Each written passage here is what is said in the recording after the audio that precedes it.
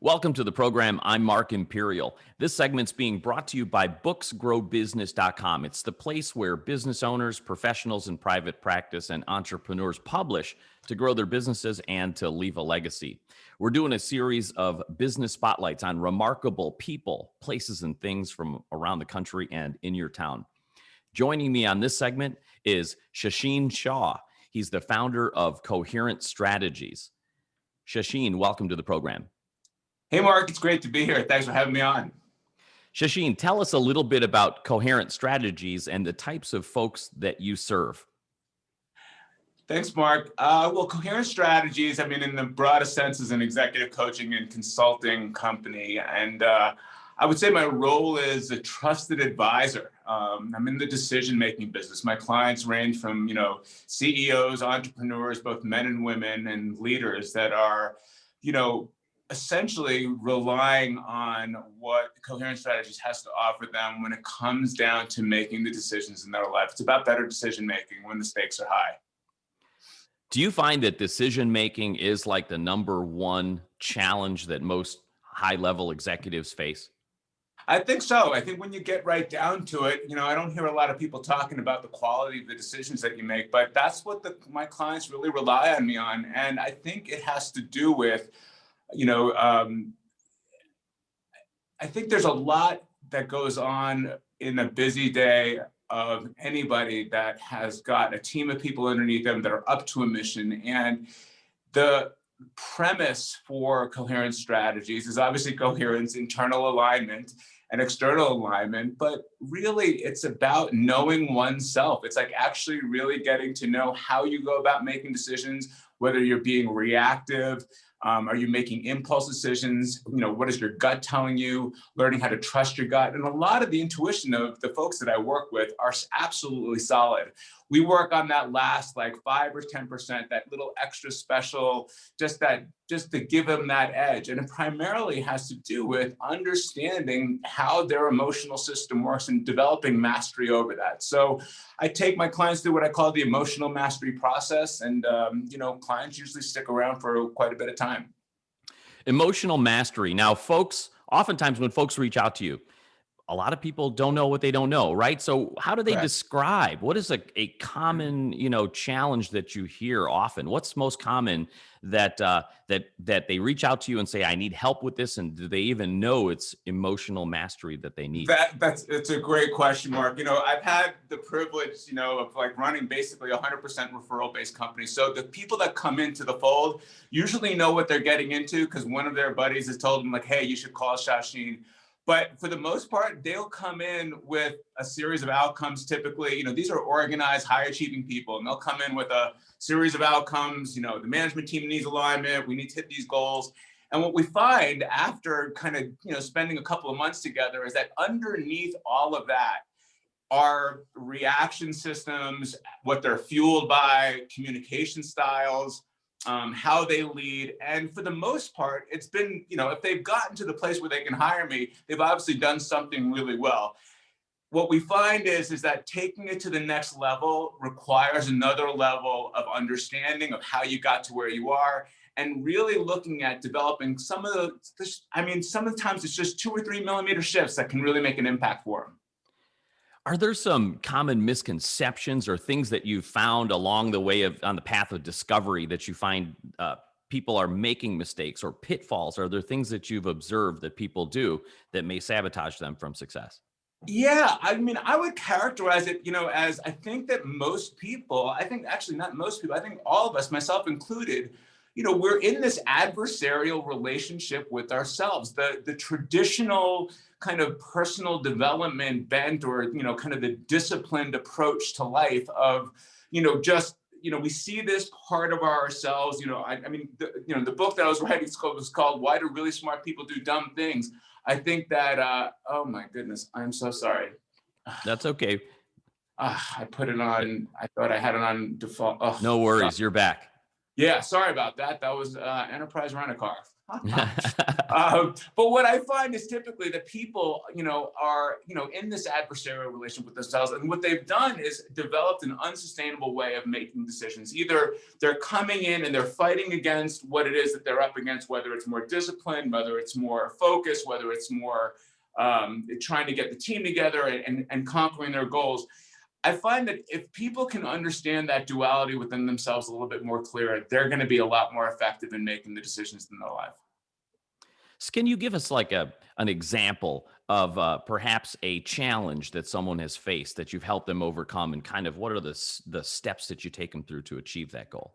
Sure. I mean, it depends on whether it's personal or business. I mean, one of my so first off, it's about setting outcomes, and there's nothing new about that, right? So there's, people set goals all the time, and they go at it and try to achieve them. The way in which most people will go about doing that is, like I said, they'll start putting more discipline, they'll get some structure, they'll hack, they try hacking things to get them there. And that approach, it's inarguable about the results that produces. But a lot of times when we can get a little bit clearer about, it sounds crazy, but there's three questions really in what I do. It's like, what do you want? Why do you want it? And what are you willing to do to get it?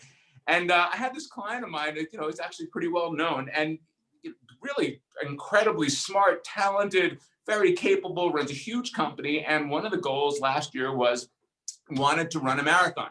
So I'm looking at, why do you want to run a marathon? And he said, well, I want to be healthier. I want to be, more fit, more energized, and just feel more alive. And I think it's going to be overall really good for me. And it'll be a good focus for me for this year.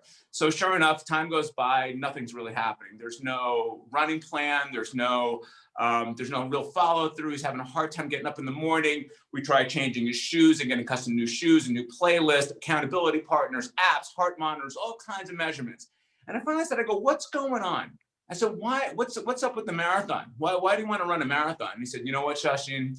The truth is, he's like, every year we go to my wife's, house up in Connecticut, and it's on a lake, and we go visit their family, and it's great. And the only thing is that one of her ex-boyfriends was a captain of the football team, and he's always there, and he's a nice guy. I got nothing against the guy. He's amazing. The kids love him. Our kids and their kids play together, but the guy still looks like he's in high school, man. The guy's ripped. And every single time I go there, I'm always embarrassed to take off my shirt. I don't feel comfortable, and I'm always hiding behind a towel, and I just feel like a loser. I'm like a pasty white ball guy, man, and I can't stand it. And I said, well, so you want to be able to take off your shirt? You want to lose belly fat? You want to get a little bit more lean? I go, why do you want to run a marathon? He's like, well, I just figured if I ran a marathon, I'd be fine. And so sure enough, we started setting the outcome to be belly fat and started to develop his chest muscles. And we did a test on his diet and his food intake. We started getting focused on the parts of his belly. Within about 90 days, he was starting to see results right away and started getting traction. And it was just one of those examples where, we think we know what we want. We go after it with vigor, but unless you really start getting truthful with yourself, understanding what it is that you want and the outcomes that you really want, it's hard to actually go out and achieve it. If you do, man, it's a lot of work. It's like pounding, grinding. And that's just not a sustainable way to live.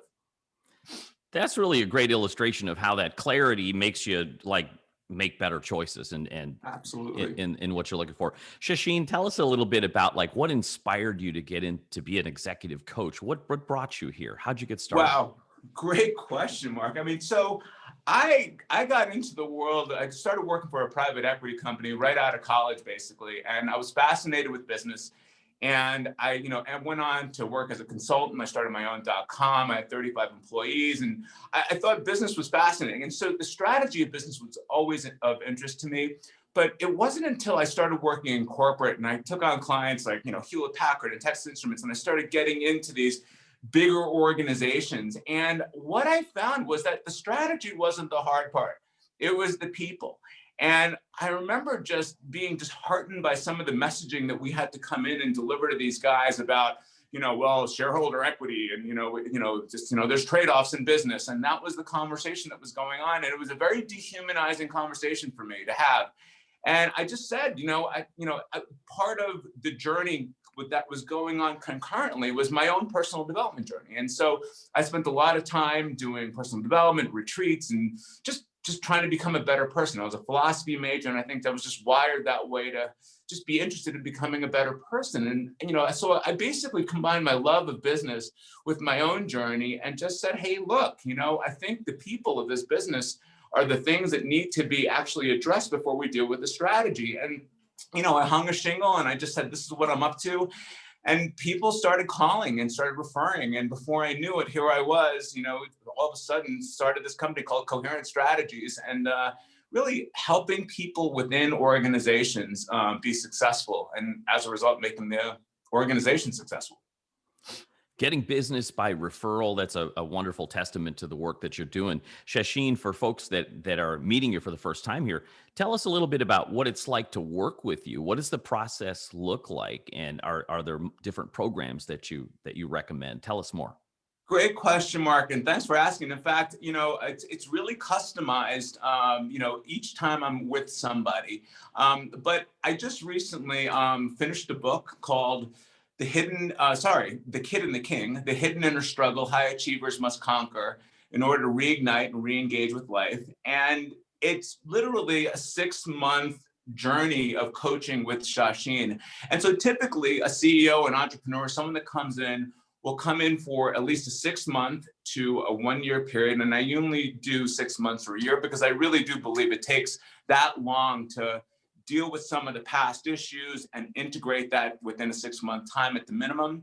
And from that point, after I've got time with the CEO or the entrepreneur or with the lead of that team, then what I will do, I will go into the organization and then systematically either do strategic planning sessions and work with the management team or do additional one-on-one work. But it's a lot of one-on-one work and a lot of on-site for those who have been with me for at least 6 months. Because ultimately, if the leader isn't aligned and I don't understand that the leader actually, gets the principles that we're talking about, it's not going to be effective for me to go in there that way. So yeah, that's how it works for me. But, a great introduction would be the website at shasheen.com and also the book at shasheen.com/book. You can get a sense of the introduction and the conclusion and download that right now. That's terrific. And yeah, that was going to be my next question is how can folks connect with you? So your website, shasheen.com, is probably the best first place to go. Yep, shasheen.com. And if you backslash and put book in there, you can go download the first chapter of the book. And my contact information's on there.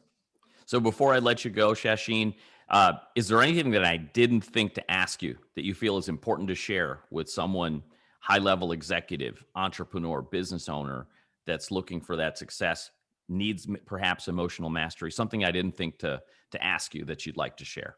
You know what I'll say, and it's so funny. My marketing team would say, argue against it, but I'll tell you, honestly, this work is about developing greater love and compassion for yourself. The moment you do that, the moment you let everyone else off the hook, and you become really effective at what you do, no matter where you are and what you're doing. So yeah, this work's about developing greater love and compassion for yourself. That's what I have to say.